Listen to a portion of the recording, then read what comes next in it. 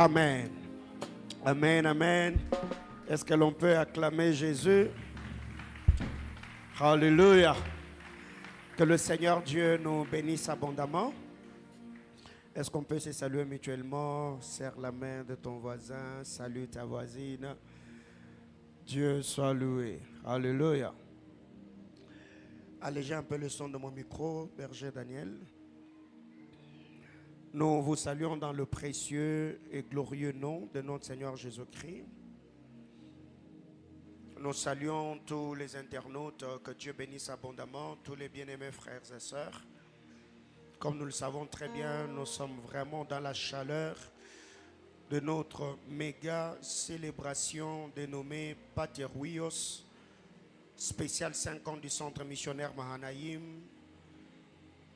Cette édition, nous aurons l'honneur, comme vous l'avez vu sur les réseaux, de recevoir le prophète Joël et maman Simian Tatou qui seront avec nous déjà le mardi 4 afin de célébrer, de glorifier, de bénir le nom du Seigneur ensemble avec nous. Vous êtes à Lubumbashi, vous êtes à Likasi, Kasumbalesa, Kipushi, Likasi, vraiment de partout vous êtes. Nous vous invitons de cocher cela dans vos agendas car ça sera deux moments formidables dans la sainte et glorieuse présence du divin Sauveur. Alors, je nous prie d'ouvrir nos Bibles. Nous allons lire deux versets dans Genèse chapitre 4. Genèse chapitre 4, le verset 11 et le verset 12. Genèse chapitre 4, le 11e et le 12e verset. Genèse 4, 11 à 12. On peut lire ensemble. 1, 2, 3, go. Maintenant, tu seras maudit de la terre qui a ouvert sa bouche pour recevoir de ta main les sangs de ton frère. Quand tu cultiveras le sol, il ne te donnera plus sa richesse. Tu seras errant et vagabond sur la terre. Parole du Seigneur. Je nous prie de reprendre nos places. Alors on peut se connecter, on partage le direct comme je l'ai déjà fait moi-même. Maintenant tu seras maudit de la terre qui a ouvert sa bouche pour recevoir de ta main le sang de ton frère. Quand tu cultiveras le sol, il ne te donnera plus sa richesse. Tu seras errant et vagabond sur la terre. Tu seras errant et vagabond sur la terre. Tu seras errant et vagabond sur la terre. Alors, nous sommes dans notre grand thème, la maturité spirituelle et la délivrance. Le dimanche, par la grâce du Seigneur, nous avons parlé de la vie financière. Aujourd'hui, je vais m'entretenir avec nous en parlant de trois paliers importants. Je vais parler de richesse. Je parlerai du pourquoi tu dois nécessairement avoir l'argent. Pourquoi tu dois nécessairement avoir l'argent. Et 3, je parlerai de comment libérer la richesse. Et le vendredi, par la grâce du Seigneur, je parlerai de mentalité à bannir sur l'argent. La mentalité à bannir. Il y a des mentalités que nous devons bannir quand il s'agit de l'argent. Il y a des mentalités que l'on doit bannir. Et deuxièmement, je parlerai d'une personne ou des signes d'une personne qui est sous la malédiction financière. Quelqu'un qui est sous la malédiction financière, le vendredi, je parlerai de signes. Des signes d'une personne qui est sous la malédiction financière.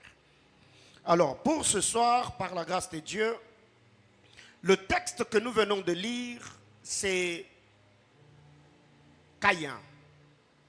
Caïn est fils du premier couple que nous connaissons, Adam et Ève.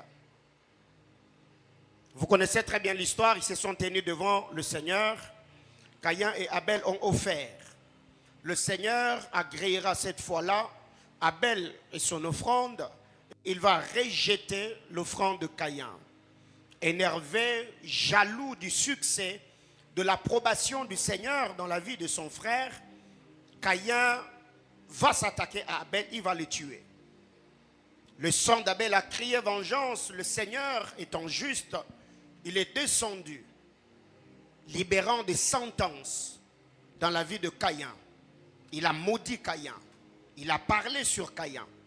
Mais ce qui est étonnant dans cette histoire, vous verrez que le Seigneur va dire à Caïn, maintenant tu seras maudit de la terre. Tu es maudit de la terre. Donc la terre sur laquelle tu te tiens est cette terre qui a avalé le sang d'un juste. La terre a ouvert sa bouche pour recevoir de ta main.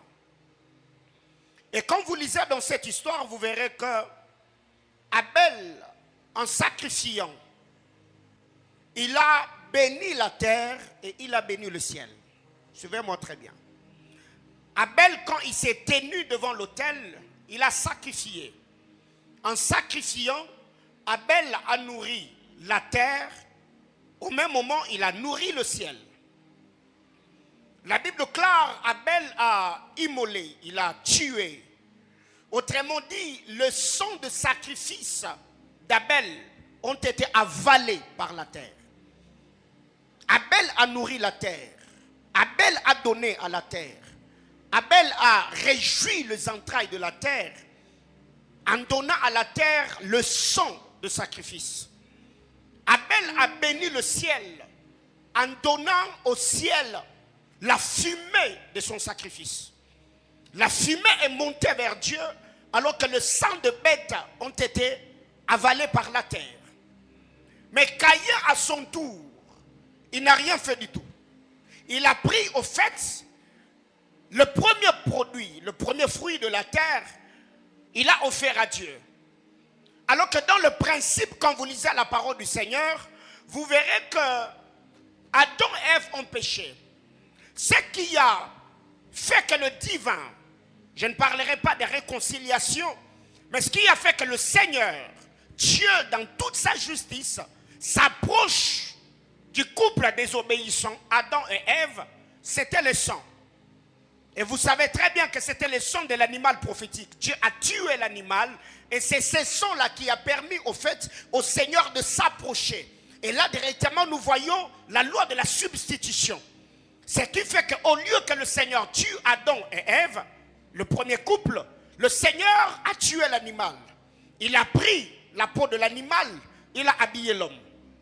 C'est que déjà c'était une loi, une dispensation qui était déjà imposée, que l'homme ne pouvait s'approcher du Seigneur que par le sang. Parce que le Seigneur lui-même a présenté le modèle. Si moi je suis venu vers vous, à travers du sang, c'est que vous également, vous devez venir vers moi au moyen du sang. Et vous verrez même d'ailleurs que dans le sacerdoce lévitique, c'est comme cela que ça se passait. Même nous qui sommes aujourd'hui dans le sacerdoce christique, c'est par le sang de Christ, par sa mort salvatrice à la croix, que nous nous approchons du Créateur. Et le Seigneur, quand il s'élève, il va dire à Caïn, parce que la terre a ouvert la bouche et a avalé le sang de ton frère, maintenant écoute, tu seras maudit de cette terre-là qui a ouvert sa bouche pour recevoir de ta main. Ici, Caïn s'est présenté également comme sacrificateur. Cette fois-là, Caïn n'a pas satisfait les exigences du ciel. Caïn a nourri la terre avec le sang de son frère. Mais le problème est que Abel ne s'est pas tué. Le sang d'Abel a crié vengeance. Beaucoup de mystères expliqués autour de cette histoire. Mais il se fait que le Seigneur, quand il descend, Dieu va dire à Caïn, quand tu cultiveras le sol ne te donnera plus sa richesse. Tu peux travailler comme tu veux, la terre va se rebeller contre toi. Même quand tu placeras tes semences dans la terre, aussi longtemps que Abel ne s'est pas tué, Caïn, tu n'auras rien. C'est pourquoi il ne faut pas manquer le vendredi. Alors qu'est-ce qui arrive ici, c'est que nous voyons là que le Seigneur par sa grâce, il a maudit la terre, les richesses sont devenues capricieuses. L'homme ne pouvait pas vivre comme il vivait avant sa chute, sa déséance ou avant que la malédiction ne l'atteigne. La première des choses ce soir, je reviendrai là-dessus le vendredi. La première des choses que nous devons retenir, dans l'acquisition de richesses, les richesses doivent avoir une base. Il faut avoir une base. Tu veux t'enrichir, il faut avoir une base. Genèse 31, le verset 1er. Suis-moi très bien ce soir, je crois que les choses que je vais t'enseigner vont changer ta manière de faire et ta manière de voir. Jacob a entendu le propos des fils de Laban qui disait, Jacob a pris tout ce qui était à notre père et c'est avec le bien de notre père qu'il s'est acquis cette richesse. C'est avec le bien de notre père qu'il s'est acquis cette richesse. Autrement dit, l'acquisition de richesse dans la vie de Jacob avait déjà trouvé une base. Cette base, c'est ce que le fils de Laban appelle les biens de notre père. Et aujourd'hui, parlons de cette base. Cette base peut être une base relationnelle, peut-être une base matérielle, peut-être une base spirituelle, peut aussi être une base intellectuelle ou une base musculaire. Ça veut dire que quelqu'un peut acquérir de richesses par une force musculaire, par une force intellectuelle, l'ingéniosité, la créativité, l'esprit d'innovation et tout ce qui va avec. C'est qu'on ne peut pas se faire de richesse à l'occasion de rien, non. Il faut qu'il y ait une base. Et c'est sur cette base-là que tu prendras ton envol, que tu déployeras tes ailes. Et vous verrez que ceux qui ont de l'argent, ça tire encore plus d'argent. Pourquoi? Parce qu'ils ont une base. Et nous, étant enfants de Dieu, nous avons déjà une base. Et cette base, ce sont de merveilleuses et glorieuses promesses du Seigneur. La Bible déclare du riche qu'il était, il s'est appauvri. Il y a beaucoup de promesses qui tournent autour de richesses, qui tournent autour de l'argent, sur lesquelles nous pouvons bâtir notre foi, le travail, tout ce que nous faisons, afin de prendre de l'envol et vivre la gloire du Seigneur dans la vie de tous les jours. Qui m'a dit Amen? Ton Amen est faible. Deuxième vérité. Retenons que les richesses viennent de Dieu. Les richesses viennent du Seigneur. C'est Dieu qui donne les richesses. 1 Chronique chapitre 29, le verset 12. 1 Chronique 29, 12. C'est de toi que viennent la richesse et la gloire. C'est toi qui domines sur tout. C'est dans ta main que sont la force et la puissance. C'est ta main qui a le pouvoir d'agrandir et d'affermir toutes choses. Je reviendrai vendredi sur cette écriture. C'est que l'Église doit recevoir, parmi les mentalités d'ailleurs, dont je parlerai le vendredi, retenons au moins, Dieu est détenteur, Dieu est dénoteur de richesses. Il ne faut pas penser que c'est Satan qui donne l'argent, loin de là. La Bible déclare ici que c'est toi, c'est de toi que vienne la richesse. Dieu est celui qui libère la richesse. D'autant plus qu'il a dit, voici comment vous bénirez les enfants d'Israël. Vous direz que le Seigneur te bénisse, te garde. Je suis dans Homme chapitre 6. C'est ainsi que vous mettrez mon nom sur les enfants d'Israël. Et moi je ferai quoi? Je le bénirai. Voyez-vous? C'est que vous devez retenir dans votre marche avec le Seigneur, c'est que l'argent, c'est Dieu qui donne le richesse. Le richesse vient du Seigneur. Troisième vérité. Proverbe chapitre 3, le verset 16. Proverbe 3, verset 16. La Bible déclare, dans sa main droite est une longue vie, dans sa main gauche il y a les richesses et la gloire. La gloire et les richesses sont entre les mains du Seigneur. Dans sa main droite est une longue vie, dans la main gauche du Seigneur il y a les richesses et la gloire. C'est qu'ici nous voyons que c'est les mains du Seigneur qui détiennent les richesses. Les mains du Seigneur détiennent les richesses. C'est la troisième chose que nous devons retenir. Les richesses sont entre les mains du divin Sauveur. Quatrième vérité. Proverbe chapitre 11, le verset 16. Proverbe 11, le 16e verset. Une femme qui qui ont de la grâce obtiennent la gloire. Et ceux qui ont de la force obtiennent la richesse. L'acquisition de richesse demande une force.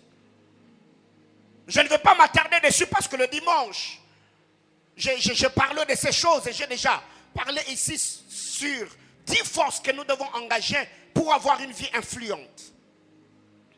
La Bible clare, et ceux qui ont de la force obtiennent la richesse. Et cette force, je parlais dimanche, je venais de le dire tantôt, ça peut être une force musculaire, la force de la diligence, la force de réseau, la force intellectuelle, l'innovation, la créativité, l'ingéniosité, une force spirituelle, une force intellectuelle. Voyez-vous? C'est que vous devez vous rassurer que plus vous êtes en train de prendre de l'âge, ne travaillez pas en cavalier solitaire. Créez-vous un réseau qui va vous permettre que même quand vous serez faible financièrement, que d'autres personnes vous tendent la main et vous permettent à vous relever. Mais il y a plusieurs personnes aujourd'hui, depuis leur chute, il a perdu l'emploi, il a été licencié, il a perdu de l'argent dans les affaires, il n'arrive plus à se relever. Pourquoi? Parce que pendant qu'il travaillait, il n'avait pas bâti un réseau. Il n'avait pas créé en fait une plateforme, certaines relations qui allaient peut-être lui permettre d'avoir certains contacts et certaines opportunités pour se relever financièrement. Qui m'a dit amen? Qui m'a dit amen?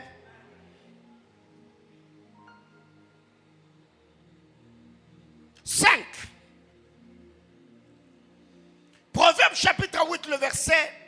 Proverbe chapitre 13, le verset 8. Proverbe 13, le verset 8.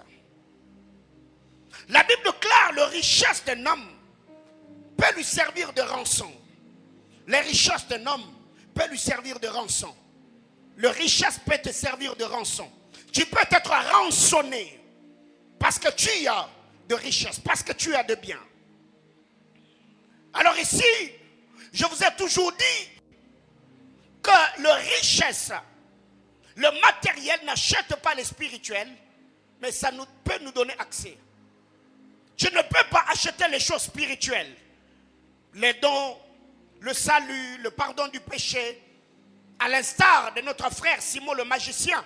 Quand il a vu Simon-Pierre imposer les mains aux gens, Pierre et Jean qui imposaient les mains aux gens recevaient les dons du Saint-Esprit, il a cru que le spirituel pouvait s'acheter avec le bien matériel. Pierre lui a parlé durement, et vous connaissez l'histoire, il lui a reproché, il a blâmé. On ne peut pas acheter les choses spirituelles par le matériel, mais les matériels peuvent nous donner accès, aux choses spirituelles. À l'instar du Père Abraham, il avait le matériel, le 1/10 de ses biens. Il a donné cela à Melchisédek. Le bien lui a donné accès, lui ont donné accès aux choses matérielles. Après qu'Abraham ait donné la dîme à Melchisédek, la Bible déclare, Melchisédek a donné à Abraham le pain et le vin, les biens spirituels, et il a béni au nom du Dieu de l'éternité. Qui m'a dit amen? Qui m'a dit amen? Sixièmement, Proverbe chapitre 13, le verset 11. Proverbe 13, le verset 11. Église du Seigneur, retenons que l'acquisition de richesse demande une chose, la patience. Il faut être patient dans l'acquisition de richesse. Dis à ton voisin, sois patient. La Bible classe ceux qui amassent peu à peu. Proverbe 13, le 11e verset. La richesse mal acquise diminue, mais celui qui amasse peu à peu l'augmente. Celui qui amasse la richesse peu à peu l'augmente. Pourquoi il augmente sa richesse? Parce que la patience va lui accorder l'expérience. Dis à ton voisin, la patience donne l'expérience. Alors que celui qui amasse la richesse dans la précipitation, c'est ce qu'on appelle la richesse mal acquise. Autrement dit, les biens mal acquis. Ces personnes-là, ils ont des richesses popcorn. Pas seulement parce qu'il a tué, pas seulement parce qu'il a sacrifié, pas seulement parce qu'il a estorqué, mais aussi il n'a pas respecté le processus. Et vous verrez que Christ, en venant, en naissant de Marie, il a respecté le processus humain. Il a été conçu comme tout autre homme. Il a respecté les étapes. Alors, dans le domaine d'accroissement de biens, d'accroissement de richesse, vous devez être patient. Plus vous tâtonnez, plus vous vous relevez, plus vous vous battez, vous êtes en train d'acquérir de l'expérience. Et vous verrez que les richesses acquises par l'expérience et la patience vont durer. Pourquoi? Parce que la personne qui les a acquises, il a au moins reçu une expérience. Il connaît et maîtrise la méthodologie, le procédé, le voie qu'il a emprunté pour y arriver. Ce qui fait qu'aujourd'hui, si j'appelle quelqu'un, je prends 10 000 $, je te donne, tu auras de réflexes. Entre autres, tu dois te taper un iPhone, tu dois acheter de belles chaussures, tu dois aller, je ne sais pas, dans un restaurant, déguster un peu de repas délicieux. Tu vas également peut-être, je ne sais pas, aller à Dubaï ou je ne sais pas, te détendre. Mais c'est lui qui a gagné ces 10 000 $ par le travail. Il ne peut pas se donner peut-être le luxe. Pourquoi? Parce qu'il sait où il est passé pour arriver à réunir les 10 000. Dis à ton voisin, sois patient. Septième chose, l'acquisition de richesse demande également une chose, l'intelligence et la sagesse. L'intelligence et la sagesse sont importantes dans l'acquisition de richesse. Ézéchiel chapitre 28, le verset 4 et le verset 5. Quelqu'un sera sûrement en train de se poser la question, est-ce que le pasteur est toujours dans le thème? Oui, je suis dans le thème. Ézéchiel 28, la Bible déclare, par ta sagesse et ton intelligence, tu t'es acquis de richesse. Tu as amassé de l'or et de l'argent dans tes trésors. Par ta grande sagesse, par ton commerce, tu as accru tes richesses. Il y a une différence entre acquisition de richesse et accroissement de richesse. Quelqu'un me comprend? Ce sont deux mots. On dit, par ton intelligence et ta sagesse, tu as acquis la richesse. Mais par ta sagesse commerciale, tu as accru la richesse. L'intelligence nous permet au fait d'acquérir la richesse. Mais l'entrepreneuriat, l'investissement, ce qu'on appelle commerce, nous permettent à accroître la richesse. Je prends un exemple. Tu as fait un deal. Dans ce deal-là, tu gagnes 5 000 $. Tu prends le 5 000, tu places à la banque. Tu as acquis de richesse. Mais cette richesse-là ne va pas s'accroître. Pourquoi? Parce que ça ne travaille pas. Qui me comprend? Mais quand on prend cette richesse, on l'investit, là on va quitter la dimension d'acquisition, on va entrer dans la dimension d'accroissement. C'est que la richesse doit s'accroître. Ici, l'accroissement, on va parler de bénéfices. Ça va produire, ça va générer de l'argent. Et ici, l'intelligence et la sagesse dont il est question, c'est l'intelligence financière. C'est la sagesse financière. L'intelligence financière, la sagesse financière marche de pair avec les actifs et les passifs. Qui se souvient encore des actifs et des passifs? Voyez-vous? C'est que l'accroissement de richesse, l'acquisition de richesse marche avec les actifs et les passifs. C'est ce que j'appelle l'intelligence financière. Parce que nous serons ici, bien évidemment, en train de prier. Seigneur, je libère les richesses. Seigneur, enrichis-moi. J'ai détruit les hôtels de pauvreté, oui. Mais quand Dieu va te donner cet argent-là, tu feras quoi avec? Vous verrez qu'avant de vous amener dans le combat spirituel, je place les bases afin que chacun d'entre nous se situe. Et que prochainement, quand le Seigneur permettra qu'un 500, qu'un 1000, qu'un 2000, qu'un 100 000, qu'un 100 000 tombe entre tes mains, que tu saches au moins comment gérer cet argent-là. Qui m'a dit amen? Dis à ton voisin, l'acquisition de richesse demande l'intelligence et la sagesse financière. Beaucoup de gens sont forts, mais peu sont ceux qui ont l'intelligence financière. L'intelligence financière te permet à faire de l'argent. La sagesse financière te permet à gérer l'argent. Qui m'a dit amen? Est-ce que je suis en train d'enseigner à quelqu'un ce soir? L'intelligence financière te permet à devenir créateur de richesse. Mais la sagesse financière va te permettre à bien conserver la richesse. Alléluia. Parce que je vous ai toujours dit, l'intelligence, c'est l'acquisition des informations. Mais la sagesse, c'est la manière dont tu appliques les informations que tu as reçues. Qui m'a dit amen? Donc, l'acquisition et l'accroissement de richesses demandent ces deux choses, l'intelligence et la sagesse. C'est pourquoi même Ecclésiaste, chapitre 9, le verset 11, la Bible déclare les richesses aux intelligents. Les richesses aux intelligents. Les richesses aux intelligents. Le pain aux sages. La course aux agiles. Il faut de l'intelligence pour se faire de richesse, mais il faut de la sagesse pour conserver la richesse. 8. Retenons que les richesses doivent nous permettre au fait à créer un réseau. Quand Dieu te donne le moyen, crée-toi un réseau.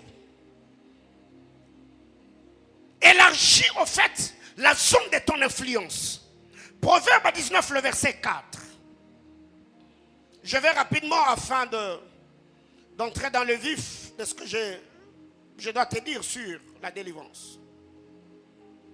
La richesse procure un grand nombre d'amis. Mais le pauvre est séparé de son ami. Je ne vais même pas parler de ça. Le pauvre est séparé de son ami. Ça veut dire qu'il y a quelqu'un qui te quitte. Pas parce que tu es mauvais, mais parce que tu n'as rien. Alléluia. Aujourd'hui, il y a même des gens qui se plaignent. Oh non, toi tu n'appelles pas. Non, parce que tu n'as pas l'argent. C'est pourquoi on ne t'appelle pas. C'est lui qui a l'argent là. Les gens le cherchent. Les gens le courent derrière. Un moment dans la vie, il ne faut pas se fâcher contre les gens. Il faut te fâcher contre toi-même. Il faut te fâcher contre les réalités auxquelles tu es confronté. Par moments, il y a des gens qui se morfondent, des gens qui se plaignent. Non, ne courez pas, ne mendiez pas l'amour, ne mendiez pas le respect. Imposez le respect. Permettez aux gens de vous aimer en fonction de ce que vous êtes, en fonction de ce que vous faites, en fonction de ce que vous avez. Qui m'a dit amen? C'est comme ça que l'humain fonctionne. L'humain fonctionne comme ça. Et ce n'est pas toi et moi qui vont changer cette réalité. La Bible déclare, la richesse procure un grand nombre d'amis. La richesse procure un grand nombre d'amis. La richesse procure un grand nombre d'amis. C'est que quand tu as le bien, bats-toi avec tes biens pour créer un réseau. Il faut créer un réseau. Aujourd'hui, dans la francophonie, il y a des réseaux des hommes d'affaires. Il y a des réseaux de pasteurs. Il y a certaines choses que tu ne recevras jamais si tu n'es pas dans un réseau. Et c'est quand je parle de réseau, ce sont vraiment des réseaux sains. Hein? C'est vraiment un sain réseau où les hommes qui craignent le Seigneur, marchent dans la communion avec Dieu, respectent le principe spirituel, honorent le Seigneur par leur manière de faire. Voyez-vous? Aujourd'hui, il y a certaines choses que je vis seulement parce que j'ai rencontré certaines personnes. Parce que Dieu a placé certaines personnes sur mon chemin. Et ces personnes, ils sont également d'autres personnes que je ne pouvais pas rencontrer par moi-même. Plus je suis avec eux, plus je traîne avec eux, plus je parle avec eux. Au fait, je ne suis pas seulement avec lui, mais je suis aussi avec ceux qui traitent avec lui ou avec eux. Alors vous devez savoir, ici la Bible déclare, le pauvre lui, il est séparé de son ami. Pourquoi? Parce que l'homme court derrière les intérêts. Je parle à quelqu'un? Ma soeur, c'est absurde de penser que cet homme-là qui te court derrière, il te court derrière à l'occasion de rien. Non, il poursuit ses intérêts. Il y a quelque chose que tu as qui l'intéresse. Peut-être c'est ton sourire, c'est ton teint, ton style vestimentaire, ta taille et tout ce qui va avec. Alors, en amour comme en amitié, si tu poses la question à la personne avec qui tu es, pourquoi tu m'aimes, il te dit, je t'aime seulement parce que je sens que je t'aime. Il faut qu'il t'aide dedans. Parce que les jours qu'il trouvera, la raison qui va le pousser à aimer quelqu'un d'autre, il va te quitter. Ceux qui restent attachés à nous, dans le haut et le bas, dans le bon et le mauvais moment, ils ont des raisons qui le poussent à rester là. Quand quelqu'un te quitte, c'est qu'il n'a plus de raison de rester dans ta vie. Je parle à quelqu'un? Ah, ok. Je crois que ce n'est pas pour toi ça. Amen. Hein? Les jours que ça t'arrivera, tu me comprendras. Tu viendras peut-être au bureau avec des larmes pleines dans les yeux pour que je prie et je t'impose la main. La richesse procure un grand nombre d'amis. Il faut créer un réseau. Il faut créer un réseau. 9. On parle de la richesse au fait. La richesse est une visitation surnaturelle. La richesse est une visitation divine. Les richesses, c'est une preuve palpable et irréfutable que Dieu est passé par là. C'est pourquoi le vendredi, je parlerai des mentalités à bannir. Les mentalités à bannir sur les richesses. Quand vous lisez la parole de Dieu dans Psaume 65, le verset 10, la Bible déclare, quand Dieu visite la terre, tu les combles de biens et de richesses. Je paraphrase. C'est que la richesse est une preuve irréfutable, une preuve palpable que Dieu est passé par ici. La richesse dans la vie d'un homme est ce que le passage de Gabriel a produit dans la vie de Marie. La richesse dans la vie d'un enfant de Dieu, d'un croyant, d'un chrétien, d'un fils et d'une fille d'alliance est semblable à ce que l'ange a laissé dans la vie de la femme de Manoach, la mère de Samson. C'est que partout où le Seigneur passe, il laisse de traces. C'est quand Dieu te visite, il te comble de bien. Ce n'est pas moi qui le dis, c'est le psalmiste qui le dit. C'est que tous les jours de votre vie, quand tu pries, tu dis Seigneur, visite-moi. Mais quel type de visitation as-tu besoin? Tu veux que Dieu te visite dans quoi? Il faut être précis, il faut être concis. Quand tu cherches le Seigneur dans la prière, qui m'a dit Amen? Dis ce dernier point. Retenez que la richesse, c'est la confirmation de l'alliance. Dans la vie des Sémites, ceux qui sont de la postérité d'Abraham, les richesses dans leur vie confirmaient l'alliance. Ce sont des choses que...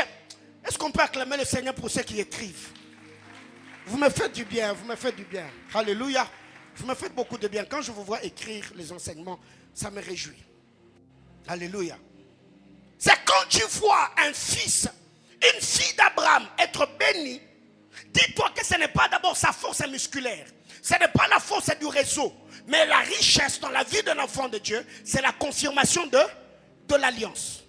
Cela prouve à suffisance que tu es en alliance avec Dieu. Car Deutéronome 28 nous montre, noir sur blanc, quand Dieu est en accord avec un homme, il fait quoi? Il le bénit. Quand il est en désaccord avec un homme, il fait quoi? Il le maudit.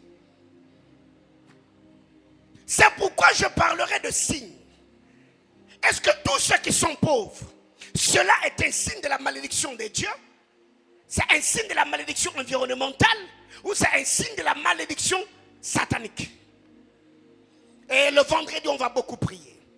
Donc les richesses, c'est la confirmation de l'alliance. Qui m'a dit Amen? Alors ce soir, il y a 6 choses.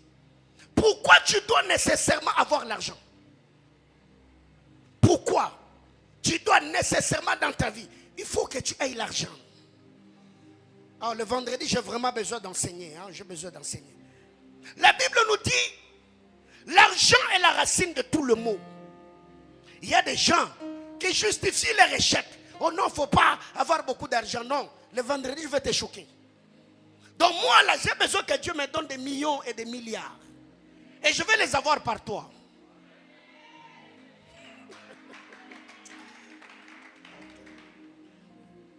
Premièrement, pourquoi tu dois avoir l'argent? Parce que l'argent te mettra à l'abri du besoin. L'argent te mettra à l'abri du besoin. Dans cette vie, il n'y a pas le pouvoir d'achat et le pouvoir de vente s'il n'y a pas l'argent. C'est ce qu'on appelle monnaie. Il n'y a pas. Le pouvoir d'achat et le pouvoir de vente sont basés sur une chose, l'argent. Donc, tu dois avoir l'argent parce que l'argent te mettra à l'abri du besoin. Personne ne me dira aujourd'hui que les habits que tu as sur toi, tu les as parce que tu as parlé en d'autres langues. Non. C'est que tout ce que nous faisons au quotidien, à part le souffle de vie, à part la respiration, Qui m'a dit amen? Tu respires, pas parce que tu as donné l'argent. Tu es en vie, pas parce que tu as donné l'argent. Mais le reste là, demande de l'argent. Alors tu dois nécessairement, j'insiste, tu dois nécessairement avoir de l'argent parce que l'argent te mettra à l'abri du besoin. Il y a des besoins que tu n'arrivais pas à satisfaire qu'avec la prière. Qui m'a dit amen? Oui. Récemment, je donne ce témoignage de manière anonyme. Il y a une soeur qui m'écrit. Elle avait un sérieux problème de santé. Non, papa, toute la nuit, je vois. J'ai dit, priez pour moi. J'ai dit, non, ça, c'est pas la prière. J'ai dit, ma fille, prends l'adresse de chez moi. Elle a quitté là où elle habitait. Elle est venue le long de chez moi. Je suis sorti. Je l'ai amenée à l'hôpital chez un médecin dans mon quartier. Je dis, docteur, faites-là les examens. Je paierai tout. On l'a soigné, on l'a soigné, on l'a soigné. Et quand je parlais avec le médecin, je lui ai dit non. Là, ça ne demandait pas que je prie. Ici, on avait besoin d'argent, qu'elle prenne le produit. Ce n'est pas que Dieu ne pouvait pas la guérir. Voyez-vous? C'est qu'il y a des moments où on prie. Mais l'onction doit être accompagnée par le chloramphénicol. Alléluia. Oui. Oui. L'onction doit être accompagnée par les ampicillines. Mais on ne crée pas ampicilline avec les parler en langue. Qui m'a dit amen? Si j'étais resté là en train de prier, Dieu allait sûrement faire grâce. Mais je n'avais pas conviction de la prière. Mais ce n'est pas aussi parce qu'elle a pris le produit que je n'ai pas prié.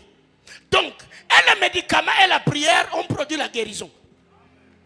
Et gloire à Dieu, elle est dans la salle ce soir. Qui m'a dit amen? Voyez-vous, c'est que l'argent te mettra à l'abri du besoin. Il faut voir l'argent. Qui m'a dit amen? 2. Pourquoi tu dois nécessairement avoir l'argent? Parce que l'argent te permettra de vivre aisément. Une vie aisée. Quand tu as l'argent, tu vivras aisément. Tu as besoin de manger. Tu n'as pas besoin de prier. Tu sais que si aujourd'hui Dieu te donne l'argent, il y a certains sujets de prière pour lesquels tu ne prieras plus. Tu sais ça? Est-ce que tu sais ça? Oui.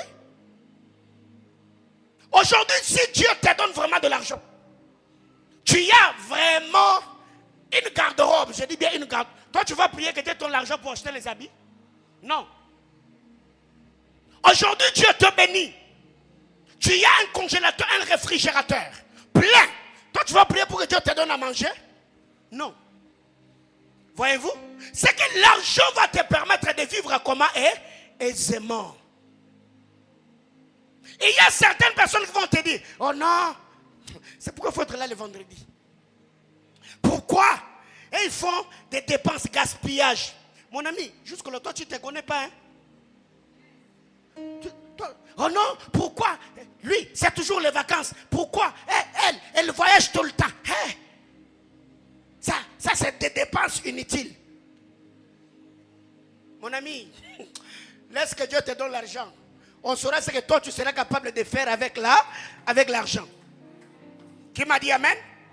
C'est qu'il y a certaines choses, quand Dieu te donne l'argent, tu vivras aisément, une vie aisée. Quand tu te réveilles le matin, tu dis, aujourd'hui, on ne va pas préparer à la maison, on va manger au restaurant. Vous allez manger au restaurant. Et quand tu arrives au restaurant, tu dépenses 200 $, vous mangez. Mais il y a quelqu'un qui te dit, 200 $, mon Kenya. Naï 200 $. Comment mena mon Kenya? Mitauza bitoyo, mitauza mandakala, mitauza. Voyez-vous? Pourquoi il fait ces calculs-là? Parce que l'argent fait défaut. Alléluia. L'argent te permettra de vivre aisément. Tu as une vie aisée. Tu vis posé. Quand tu te réveilles, tu sais, les gens qui ont l'argent, ils ont des goûts bizarres. Alléluia. Quelqu'un qui a l'argent, il a des goûts bizarres. Ils ont leur appétit. C'est pourquoi les gens qui ont beaucoup d'argent, ils ont également des maladies bizarres. Ceux qui n'ont pas l'argent là, ils n'ont que malaria, typhoïde, maux de tête, rhume. Quand tu vas chez les millionnaires là, ils ont des maladies. Le fait seulement de prononcer le nom de cette maladie-là, ça peut te faire mal aux mâchoires. C'est compliqué. Pourquoi? Dieu leur donne des maladies en fonction de leurs moyens. Mais le petit peuple là, si aujourd'hui tu as maladie des riches, tu es mort. Hein? Tu y es mort. Dis à ton voisin que Dieu te donne le moyen pour que tu vives aisément. 3. Tu dois nécessairement avoir l'argent. Parce que l'argent donne la saveur à la vie. Dis à ton voisin, l'argent donne la saveur à la vie. Bien-aimé, toi tu as déjà vu un riche désirer la mort? Vraiment quelqu'un qui a l'argent. Il se réveille comme ça, oh, il dit, oh non, mungu et tout, tu bébé de kumbing. Ah, papa. Ce n'est pas que ces gens-là ne veulent pas aller au ciel. Il y a certains désirs de l'éternité que nous avons. C'est la pauvreté qui nous amène dans ça. Oh non, mungu tu bébé tout, tu es un kumbing. Mon ami, pourquoi toi tu veux d'abord aller au ciel, les États-Unis, aucun nom? Alléluia. Pour nini yo atana Zanzibar aucun nom te, ba Dubaï aucun nom te. Pour nini yo mba moko ka lola mba moko.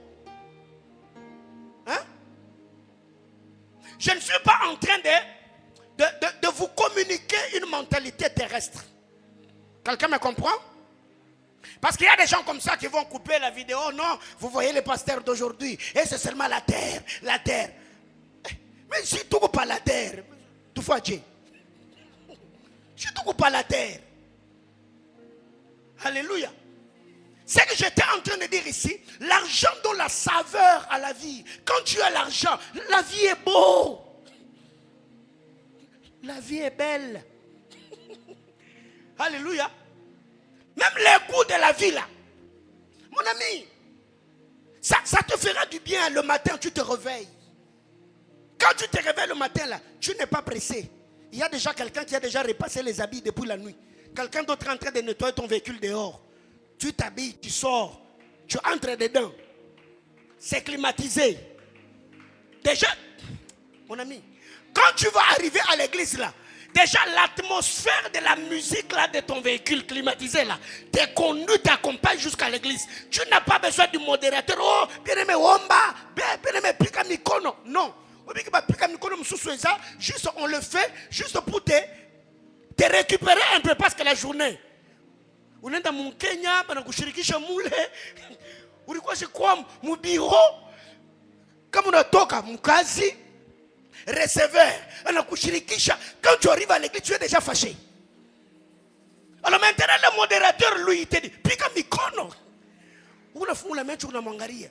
Nipike mikono njua nini? On est fâché, on est énervé.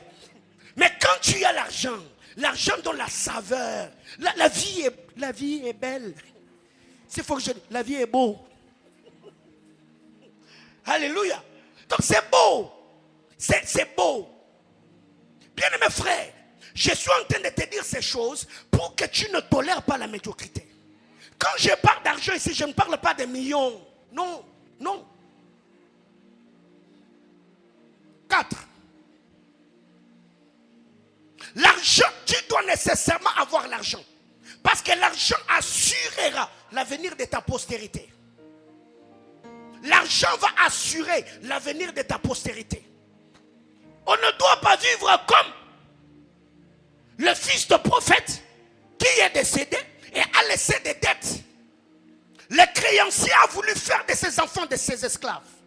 Pourquoi? Parce que papa ne faisait que prier, jeûner, prophétiser, enseigner, mais il n'avait rien.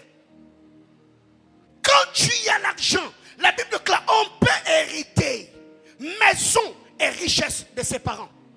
C'est que les parents ont travaillé pour léguer l'héritage à leurs enfants. Quand tu as l'argent, l'argent mettra tes enfants à l'abri du besoin. Ça va assurer leur bien-être. Qui m'a dit amen? Rapidement 5. Tu dois nécessairement avoir l'argent. Car l'argent te fera respecter et ça affirmera ton autorité. L'argent fait respecter et affermit l'autorité. Bien-aimés frères, regardez chez nous. Par moments, ça me fait mal. Tu vas rencontrer quelqu'un, surtout à Kinshasa. Quelqu'un qui est plus âgé que toi. Ma bon vieux. Vieux ta petit nao. Vieux lomangako. Pelanga ta limba, soumelanga ta maille. Papa mukolo ben vieux. Alléluia. C'est ce qu'on appelle à Kinshasa système amatolo, donc autoléo. Abe tomato na ben vieux. Viens ngana petit nao. Vieux ta ba petit nao tira biso boete. C'est toi ma petit nayo. Au tel petit nayo, il a la barbe blanche. Au petit nayo. Comment tu as vieilli avant le temps comme ça? Est-ce que je parle à l'église? C'est que vous devez comprendre, quand tu as le moyen, l'argent fait respecter. Tu trouveras quelqu'un, il a un français tout autre, mais l'autre là, il ne parle que Swahili.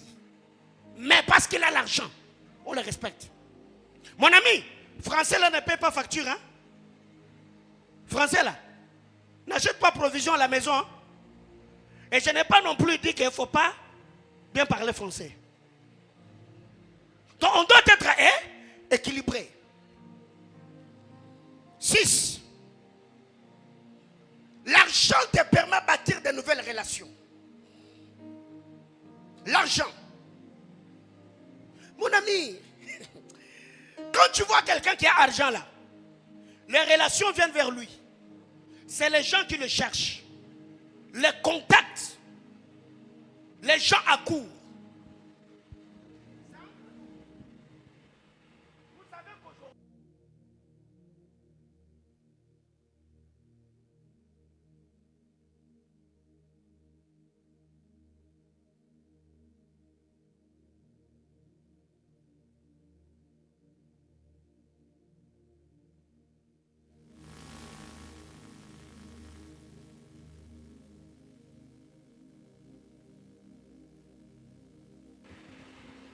amen. Hein? Oui. L'argent va te permettre de bâtir de nouvelles relations. C'est que quand tu as l'argent, tu seras sollicité. Tu verras quelqu'un. Il n'est pas beau. Il n'est pas stylé. Il n'est pas trop mignon. Mais parce qu'il a l'argent, tu entendras les gens dire, il a un truc là. Il a un truc. Mais toi, même quand tu les regardes là, toi-même tu te rends compte que lui là et cette soeur là, ça ne peut pas matcher. Mais quand tu lui dis, mais pourquoi tu es tombée amoureuse? Moi-même, je ne sais pas. Il a un truc là. Il a un truc. Il ne va pas te dire qu'il a l'argent. Il a un truc. Mon ami, il faut trouver ce truc-là. Il faut l'avoir dans ta vie. Est-ce que je parle aux frères? Oh, vous voyez nos soeurs ici qui parlent en d'autres langues, se roulent par terre ici. Alléluia. Elles ont besoin du mariage, non? Mais c'est lui qui a l'argent là. S'il se pointe, celle qui a prié pour le mariage, elle va dire non. Elle a demandé mariage. Seigneur, je vais me marier. Mais quand tu viens sans argent, elle dit non. Pourquoi? C'est que dans sa tête, quand elle demande l'argent, elle dit Seigneur, donne-moi mari qui a argent. Que Dieu te donne ces trucs-là. Ces trucs-là, il faut que Dieu te donne. Je ne suis pas en train de dire que les femmes sont matérialistes, loin de là. Alléluia. Les femmes ne vivent pas avec beaucoup. Mais les femmes n'aiment pas être main vide. Elle peut ne pas avoir $500, mais si elle a ses 50, elle a ses 20, elle a ses $100, ça ne va pas déranger. Maintenant, le problème aussi avec toi, c'est que tu ne fais pas le premier pas parce que toi-même. Le bon béton. Donc quand tu donnes $10, tu veux que ça couvre toute la semaine. Tu as donné $10 mardi. Vendredi, elle te dit, je n'ai pas méga. Elle est $10, mon ami. À quel taux? Alléluia. Ce n'est plus 28, hein? Qui m'a dit amen? Alors, recentre-toi un peu. Alléluia. Recentre-toi un peu. Je t'ai détendu pendant un moment. Alors, Ésaïe 45, le verset 3. Ésaïe chapitre 45, le 3e verset. Je te donnerai de trésors cachés, des richesses enfouies, afin que tu saches que je suis l'Éternel, qui t'appelle par ton nom, le Dieu d'Israël. C'est que m'appeler par mon nom ne suffit pas. Mais donner les richesses enfouies dans la terre est une preuve irréfutable que Dieu me connaît par mon nom. Pour voir à mes besoins, mais donner ce que je ne peux avoir par moi-même est une preuve irréfutable que je suis connu de Dieu. Qui m'a dit amen? C'est que ces versets, tu ne les comprends pas. Il dit, je te donnerai des trésors cachés, des richesses enfouies, afin que tu saches que je suis l'Éternel qui t'appelle pas par ton nom. Alors, Psaume 118, le verset 25. Donnez-moi 30 minutes, je finis et on va prier. 30 minutes même, c'est beaucoup.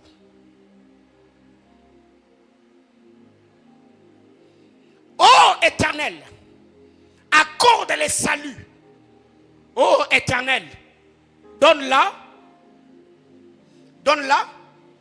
la prospérité. Ô Éternel, accorde les saluts. Ô Éternel, donne la prospérité. Le salut ici, c'est le rachat. Dieu te rachète. Dieu te sauve. Dieu te libère de l'emprise du mal. Mais écoutez la prière du psalmiste. Il dit, ô Éternel, donne les saluts. Il pouvait ajouter, ô Éternel, donne la vie éternelle. Non, il dit, ô Éternel, donne-les le salut. Sauve-nous, libère-nous. Mais ô Éternel, donne-nous aussi la prospérité. Pourquoi? Parce que si nous vivons sans prospérité, on peut perdre le salut. J'en parlerai un peu profondément.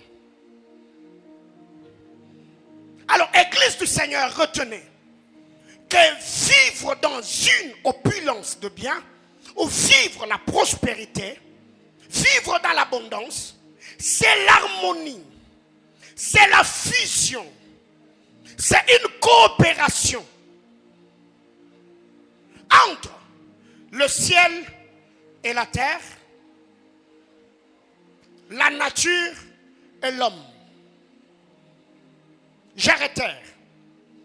Vivre dans la prospérité ou avoir accès à la prospérité, c'est une symbiose, c'est une coopération harmonieuse du ciel et de la terre, de la nature et de l'humain. C'est ce que j'appelle, c'est quand les temps et les circonstances travaillent en ta faveur. Zacharie chapitre 8, le verset 12. Zacharie chapitre 8, le 12e verset. Car le sémail prospéreront, la vigne rendra son fruit, la terre donnera ce produit, et le ciel enverront leur rosée. Je ferai jouir toutes ces choses le reste de ce peuple. Quelqu'un a suivi? Vous verrez ici, les sémailles vont prospérer. La vigne est d'accord. La terre est d'accord. Le ciel est d'accord. Pour que la jouissance se manifeste parmi le peuple, en fait, cette harmonie, cette symbiose, cette fusion devait avoir lieu. Alors rapidement, comment libérer les richesses? La maturité spirituelle et la délivrance. Comment libérer les richesses afin d'en jouir? Premièrement, ce que vous devez retenir, c'est que la libération des richesses demande une identité ou une appartenance. Pour vivre dans l'abondance financière, il faut avoir une identité. Il faut avoir une appartenance. Ésaïe 61, le verset 6. L'identité et l'appartenance. Ésaïe 61, le verset 6, la Bible déclare, mais vous, on vous appellera sacrificateur de l'Éternel. On vous nommera serviteur de notre Dieu. Vous mangerez les richesses de nations et vous vous glorifierez de leur gloire.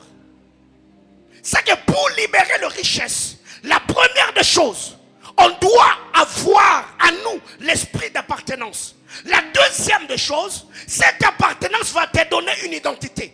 La Bible dit, on vous appellera, on vous nommera sacrificateur de l'Éternel. C'est que vous appartenez à un Dieu. Or nous savons que la terre tout entière est sous le pouvoir de Satan. Mais comment vivre dans l'opulence financière? Comment vivre à un ciel ouvert alors qu'il y a un géant, il y a une entité, il y a un homme fort? La première des choses, il faut appartenir. Appartenir à un royaume, appartenir à une tribu. Il faut avoir une identité. C'est pourquoi Dieu, dans Nombre chapitre 6, il va dire à Moïse et Aaron, voici comment vous bénirez les enfants d'Israël. Comment plutôt vous bénirez, vous mettrez mon nom sur les enfants d'Israël, et moi je ferai quoi? Je les bénirai. Voici comment vous mettrez mon nom. Le nom nous donne une appartenance. Le nom nous donne une identité. Nous appartenons à l'Éternel. Nous sommes une propriété et privée du divin Sauveur. Alors lui, parce que nous avons son identité, parce que nous lui appartenons, il fera quoi? Il nous bénira. Aujourd'hui, ceux qui prospèrent avec Satan, qui touchent au fétiche, à la maïkarie, rose-croix, qui font des sacrifices animaliens, des sacrifices humains, ce qui attire ces richesses, c'est une appartenance, c'est une identité. Ils appartiennent, ils sont en alliance avec Satan. Ils portent l'identité. C'est l'identité que ces gens-là portent qui vont attirer des démons, des anges déchus, des esprits démoniaques qui travaillent pour eux afin que ce qu'ils font prospère. On attire des contrats, on crée certaines circonstances qui leur permettent de prospérer. Mais toi aussi étant enfant de Dieu, parce que tu es attaché à une alliance, parce que tu sers le Seigneur, les êtres de gloire, que nous appelons les anges serveurs, ceux qui sont détenteurs de richesses dans notre royaume, vont accompagner tes affaires. Ils seront avec toi, afin que tout ce que tu fais puisse prospérer. Parce que sur la terre des hommes, personne ne peut prospérer sans Dieu ou sans Satan. Je dis bien personne. Et si je ne parle pas de travailler pour survivre, il y a des gens, tout ce qu'ils font, c'est les survies. Ils mangent, ils boivent, ils dorment, ils mangent. Mais quand tu sors de la mêlée, quand tu vois la grâce de la prospérité, faire fleurir ta vie et ta destinée, regarde très bien. Si celui-là n'est pas en alliance avec Dieu, c'est qu'il est en alliance avec Satan. Soit c'est quelqu'un qui met sur pied ou qui vit dans l'applicabilité de certains principes spirituels. Parce que nous savons très bien que la neutralité n'existe pas. Tu es avec Dieu ou tu es avec Satan. C'est que libérer les richesses, que ceux qui prient baissent leur voix. Libérer les richesses demande une chose, l'appartenance et l'identité. C'est que j'appartiens au royaume des cieux. J'ai l'identité de sacrificateur de l'Éternel. Et mon Père a dit, je ferai quoi? Je mangerai les richesses de nations. Je me réjouirai de ces richesses-là. Pourquoi? Parce que je lui appartiens. Il me prendra en charge. Deuxièmement, comment libérer les richesses? la libération des richesses, ou dans la libération des richesses, l'accompagnement est important. Il faut se faire accompagner. Il faut avoir un hôtel qui soutient ce que tu fais. Il faut avoir une voix qui parle dans le règne spirituel. L'exemple frappant, c'est Juge chapitre 17, du verset 1er au verset 13. C'est l'histoire de Mika. C'est un exemple frappant. La Bible déclare, Mika a pris le jeune Lévite, il l'a placé dans sa maison. Vous connaissez l'histoire. Et le verset 13, Mika va dire, cette fois-ci je vois que l'Éternel me fera beaucoup du bien. Je prospérerai. Pourquoi? Parce que je suis Lévite pour prêtre. Ça veut dire je me fais accompagner. Juge chapitre 18, le verset 1er. Les hommes de Juda qui allaient en expédition ont dit aux jeunes Lévites, consulte le Seigneur. Autrement dit, prie pour nous, accompagne-nous. Est-ce qu'on aura du succès? Est-ce qu'on réussira? Les jeunes Lévites, après consultation, il va leur dire, allez sous la paix du Seigneur. Vous réussirez, car le voyage que vous effectuez est sous les regards bienveillants du Très-Haut. Bien-aimés frères, tous ceux qui ont marqué le Sanal, tous ceux qui ont prospéré et ont vu leur vie briller de la plus belle de manière, ont été accompagnés. Il y a des gens, chaque début de l'année, ils vont chez leurs féticheurs, ils vont chez leurs marabouts, ils font des sacrifices. Ils donnent des bœufs, ils donnent des vaches, ils donnent des poules, ils donnent des chèvres, ils donnent des moutons. On fait des cérémonies, papa, on les libère. Et il y a des gens qui le font trimestriellement, semestriellement. Pourquoi? Ils vont là-bas, on fait des cérémonies. Et ces cérémonies-là activent des démons, activent les esprits impurs. Leur succès est posé sur un accompagnement spirituel. Mais le problème avec nous, on veut réussir comme si on était des orphelins. Bien-aimés frères, le Dieu des alliances existe. Est-ce que je parle à quelqu'un? Dieu est réel. La vie est spirituelle. Les alliances sont véritables. Et il n'y a pas de libération des richesses sans accompagnement. Et ce que je vous dis là, vous le connaissez très bien. Oui, vous le connaissez. Il y a des gens même qui ont quitté ici. Ils sont allés au Nigeria, rencontrer de marabouts là-bas et tout ce qui va avec. Comment expliquer? Quand le chef de l'État a réussi à son mandat, avant d'arriver au Lualaba, il y a le bishop Duncan Williams. Il a quitté le Ghana. Il est venu au Congo. Il est allé là-bas au Lualaba. Il a prié. Il a inspecté la ville. Après son départ, le chef de l'État est descendu. C'est le hasard? Les amis, la vie demande l'accompagnement. Alléluia. Tous les grands que vous voyez dans les bureaux, il y a des endroits où ils vont en cachette, dans le secret. Ils vont là-bas. On leur dit ce qu'ils doivent faire. Comment ils doivent le faire. Ils font des sacrifices. Ils payent le prix. Ils sont des marabouts, des magiciens, des féticheurs qui les accompagnent. Ils ont du succès. Maintenant, nous qui sommes enfants de Dieu, tu peux avoir un homme de Dieu que Dieu a placé sur ta vie. Tu fais tout seul. Tu te bats seul. Même quand on vous prêche, c'est toujours la même chose. Partagez avec quelqu'un ce que tu fais. Pasteur, j'ai tel projet. Accompagnez-moi en prière. Bien aimé frère. Et moi là, quand je vous dis que j'ai prie, hein? Oui. Quand je te dis là que je vais prier, et ce n'est pas le je vais prier des pasteurs, hein, parce que il y a le je vais prier des pasteurs. Quand tu dis je vais prier là, il t'a dit mon ami, va dormir. Lui aussi quand il part, il va dormir. Mais moi quand je te dis que je vais prier, je vais vraiment prier. Qui m'a dit amen? 3. Pour libérer les richesses, tu as besoin des hommes. Tu as nécessairement besoin des hommes. Genèse 14.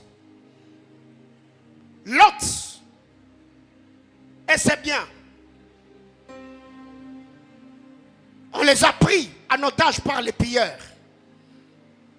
Abraham apprend. Un rescapé de Sodome vient dire à Abraham, Lot et ses biens sont entre les mains des pilleurs. Abraham va. Il récupère Lot et les biens. Là, que Dorlaomer le rencontre. Il dit à Abraham, prends les richesses, donne-moi les hommes. Abraham lui dit non. Garde les richesses, laisse-moi les hommes. Parce que Abraham savait, sans les hommes, il n'y a pas de richesse. C'est les hommes qui produisent des richesses. C'est des hommes qui font des richesses. Les richesses ne font pas des hommes. C'est les hommes qui font des richesses. La Bible déclare dans Genèse chapitre 13, le verset 2. Abraham avait 3 sources de production. Il faisait l'or. Il était riche en or, il était riche en troupeaux, il était riche en argent. Ce n'est pas Abraham qui faisait tout cela. La richesse d'Abraham reposait sur les hommes qui travaillaient pour lui. N'est-ce pas la maison de l'Égyptien était bénie à cause de Joseph? N'est-ce pas le pays d'Égypte était béni à cause de la présence de Joseph? C'est que vous devez savoir, à un moment donné dans la vie, vous devez pas seulement avoir des hommes providentiels qui viendront pour vous appuyer, vous, mais vous devez également avoir des hommes avec qui vous travaillez. David a affermi son royaume parce qu'il avait des vaillants, ce qu'on appelle les vaillants hommes de David. Ces gens-là étaient avec lui.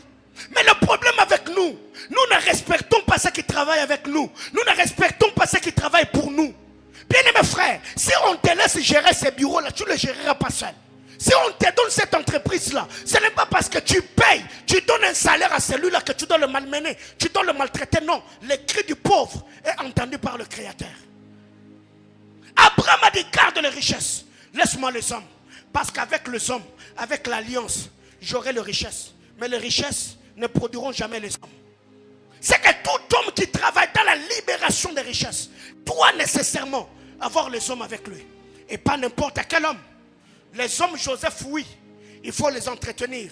Mais les hommes Jonas, il faut les mettre hors du système. Parce que eux sont porteurs de la poisse.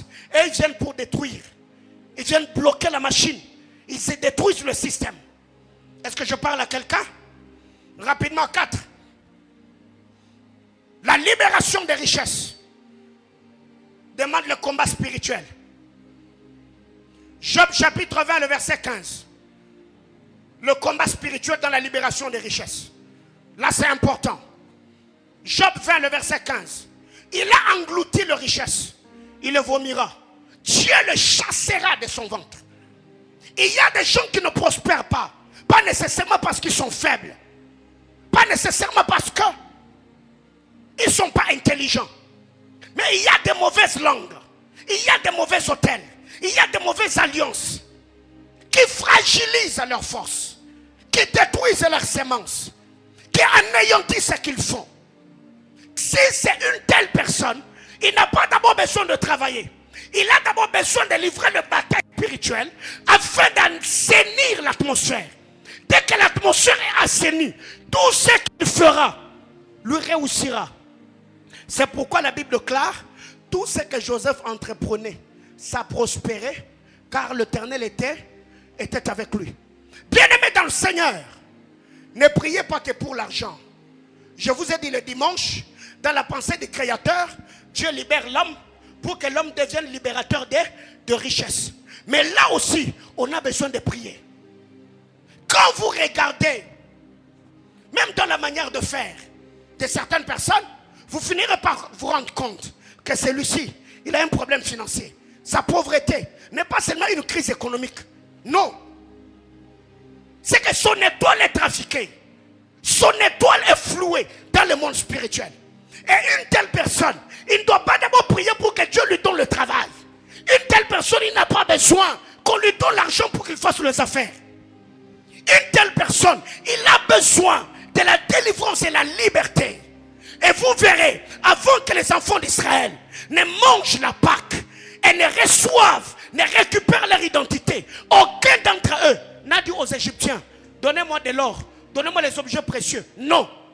Ils devaient d'abord recevoir leur délivrance. La délivrance veut dire la récupération de ton identité, ta position initiale, ton établissement spirituel. Que Dieu te restaure sur le plan spirituel. Et là, tu peux te tenir parmi les humains et dire un mot, faire entendre ta voix. Qui m'a dit amen? C'est qu'il y a des choses dans les batailles spirituelles.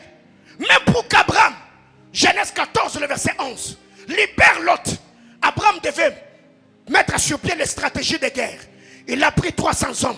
Il a réparti 3 camps. Ils sont allés attaquer le pilleur. C'est en attaquant le pilleur qu'ils ont libéré Lot, qu'ils ont libéré leur richesse. Bien-aimés frères, il y a des gens qui sont pris en otage. Il y a des soeurs qui sont célibataires aujourd'hui. Pas nécessairement parce qu'elle ne veut pas se marier, elle est insolente. Mais la personne avec qui elle est, c'est lui-là. Il a des problèmes financiers. C'est que le mariage n'est même pas le manque de volonté de l'homme. Mais c'est seulement parce que ses finances sont bloquées. Qui m'a dit amen? 5. Je vais vite. Il est 17h27, 18h27. 5. On peut libérer les richesses par les activités sacerdotales. Ah, ici, je vais parler un peu. Les activités sacerdotales. 2 Rois chapitre 2, 19 à 22. Au verset 19, le fils de prophète arrive. Regarde Élisée le prophète. Ils ont dit à Élisée, le séjour de la ville est bon, comme le voit mon Seigneur.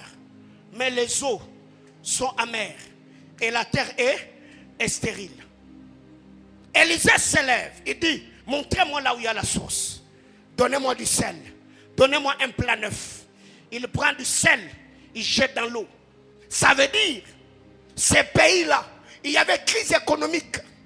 Pourquoi? Parce qu'il y avait un problème spirituel. Les eaux étaient mauvaises. Les eaux étaient amères. Et les eaux influençaient la terre. Et la terre ne pouvait pas donner une bonne qualité et une bonne quantité de semences. Mais l'homme de Dieu arrive par une activité spirituelle.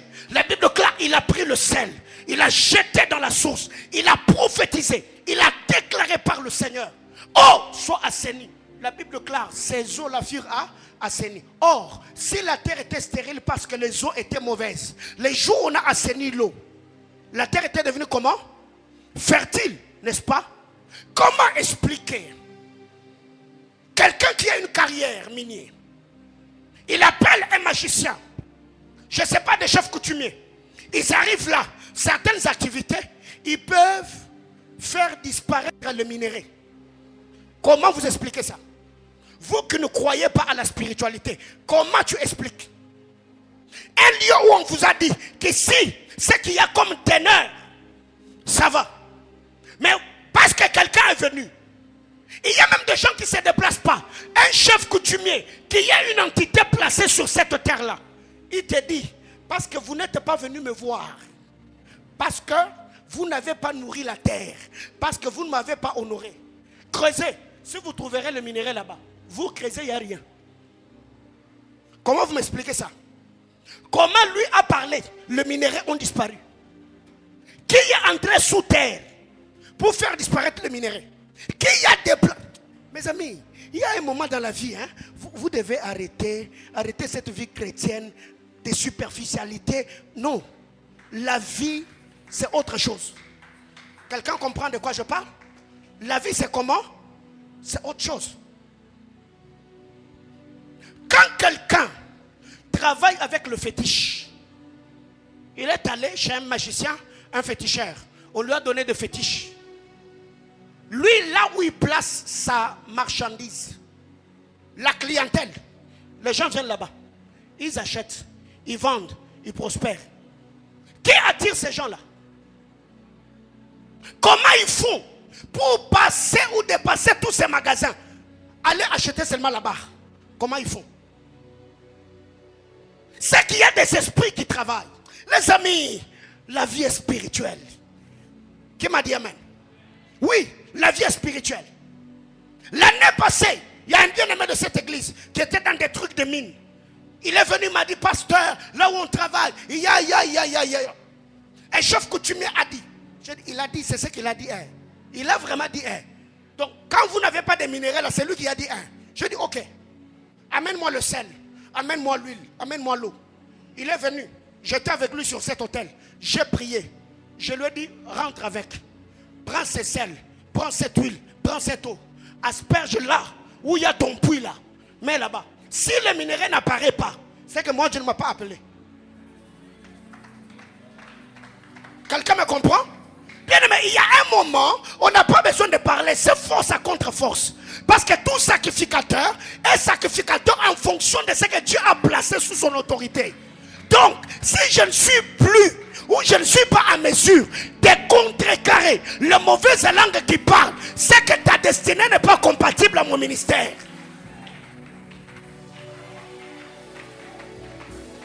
Je le dis autrement. Si ma foi n'est pas capable de faire taire les mauvaises voix, les mauvaises langues qui parlent contre vous, c'est que ta place n'est pas dans cette église.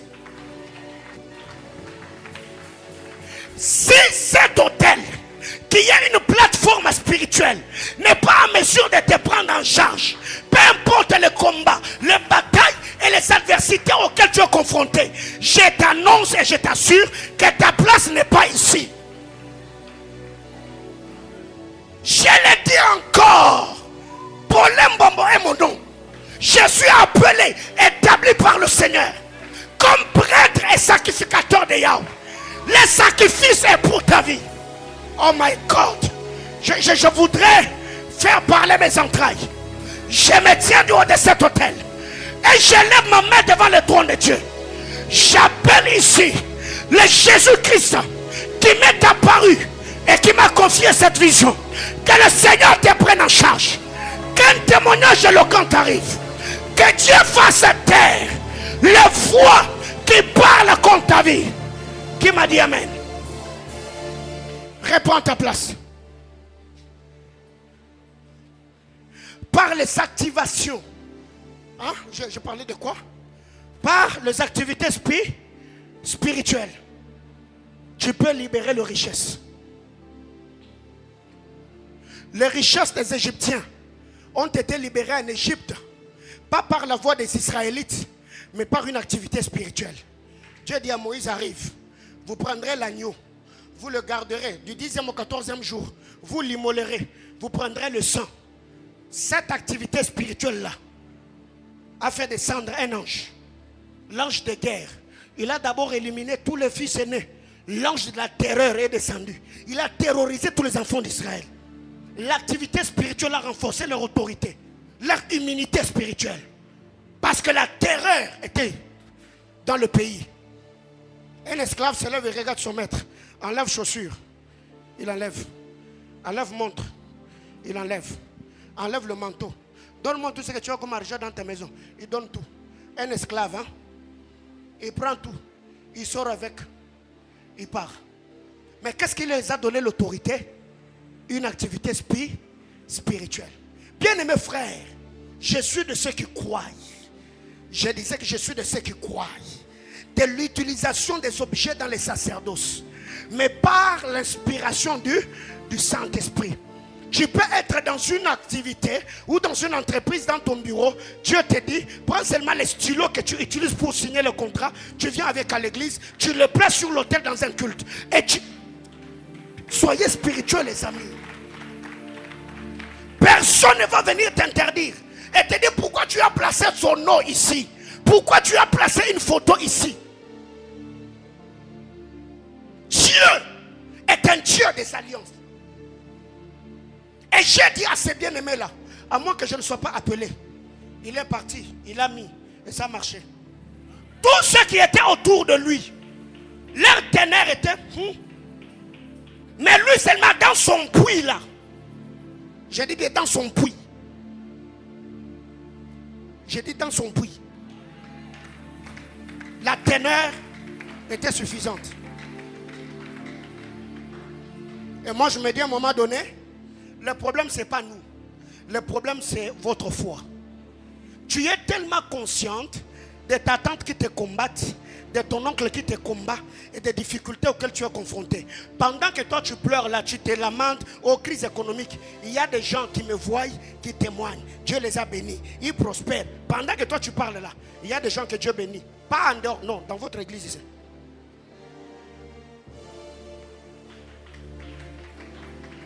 Hier matin, j'ai reçu une soeur de l'église, elle est célibataire. Elle fait ses affaires. Elle passe à la maison, déposer sa contribution pour Pater Huyos. Berger Junior, je l'ai vu quelque part. Je vous ai parlé d'une soeur qui m'a laissé l'argent hier. Je lui ai écrit à peine, on venait de me donner l'argent parce que c'est lui l'organisateur. Je lui ai dit, il y a une soeur qui vient ici, elle vient de quitter de chez moi, elle m'a laissé telle somme pour Pater Huyos. Hier, pendant que je parle avec elle, elle m'a dit, papa, cette année, je n'ai pas voulu vous déranger. Dieu a fait ça et ça et ça. J'ai acheté 2 maisons. J'ai acheté 2 maisons.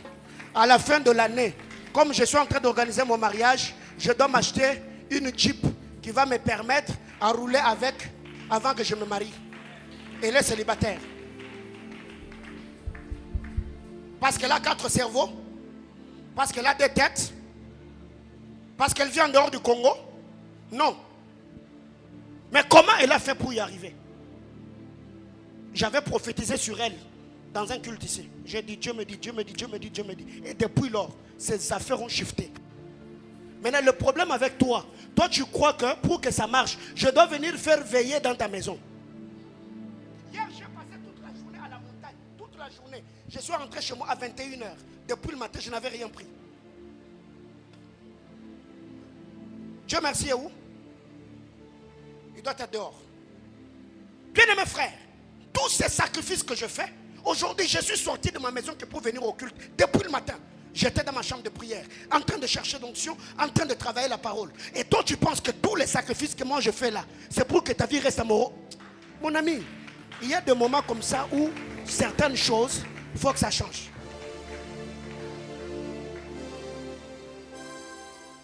Je crois et je crois. Par les activités spirituelles, on peut t'ouvrir le ciel. J'ai dit, on peut tout t'ouvrir le ciel. Dernière chose pour ce soir.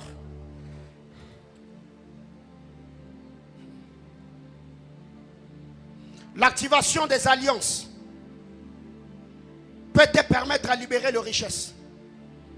Genèse 31, le verset 42. L'activation des alliances. Il faut mettre des alliances à jour.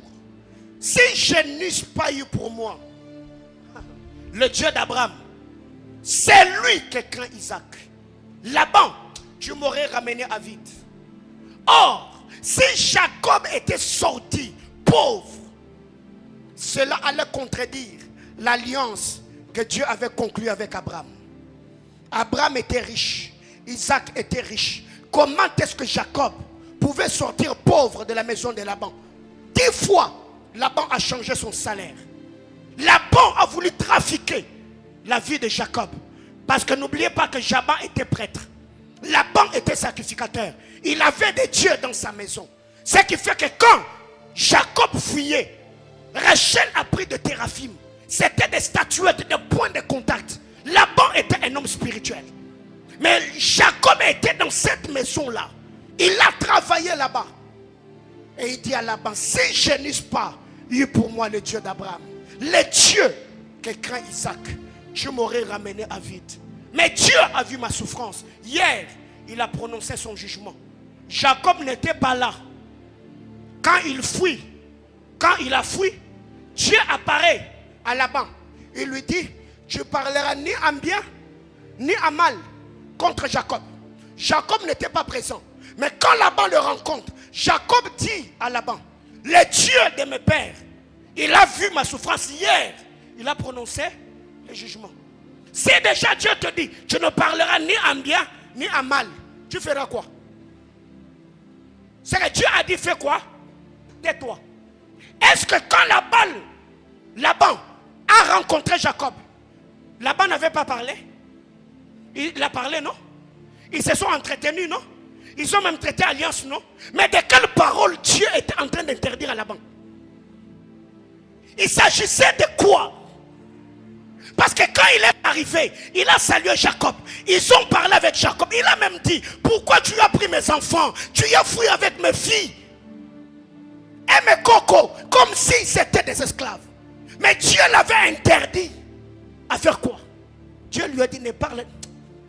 Bien aimé, écoutez, Dieu savait que Laban, parce qu'il était prêtre, il avait l'autorité française qu'avait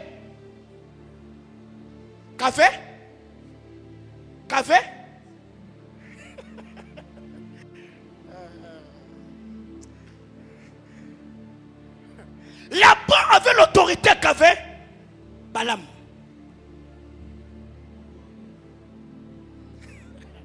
C'est lui que tu maudis et maudis. C'est lui que tu bénis et bénis. Dieu connaissant cela, il dit, je ne veux pas que le parcours de Jacob soit teinté d'une parole qui pourra influencer sa destinée d'une manière ou d'une autre. Dieu lui dit, quand tu le rencontreras, tu ne parleras ni en bien ni en mal. Normalement, Laban ne devait plus suivre Jacob parce que Dieu lui a interdit. Qu'à cela ne tienne, il a rencontré Jacob, ils ont parlé, ils ont traité alliance, il est rentré, Jacob est parti. Mais Dieu lui interdisait quoi?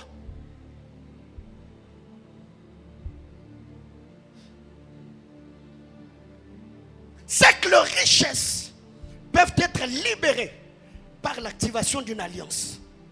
Et Dieu nous a dit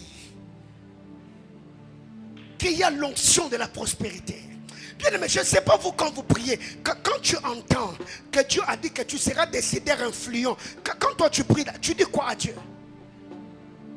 Quand tu entends que le Seigneur a dit qu'il te fera dépasser les frontières interdites, dans tes prières, tu dis quoi à Dieu? Quand Dieu dit qu'aucun homme n'est une femme, ne se glorifiera de t'avoir combattu, ça te dit quoi au fait? Qu'est-ce que ça te fait? La force d'une alliance dépend de la foi, de la confiance que nous plaçons en elle et au Dieu qui l'a traité avec un homme. La Bible déclare, j'avais dit que vous êtes des dieux, mais cependant vous mourrez comme des princes quelconques. Ce n'est pas que Dieu était faible, ce n'est pas que cette parole-là n'était plus efficace, mais le problème c'est que ceux sur qui la parole avait été libérée ne se conformaient pas, ne croyaient pas en la parole qui avait été libérée. La parole chômait alors que tout était à leur disposition. Que Dieu nous bénisse abondamment.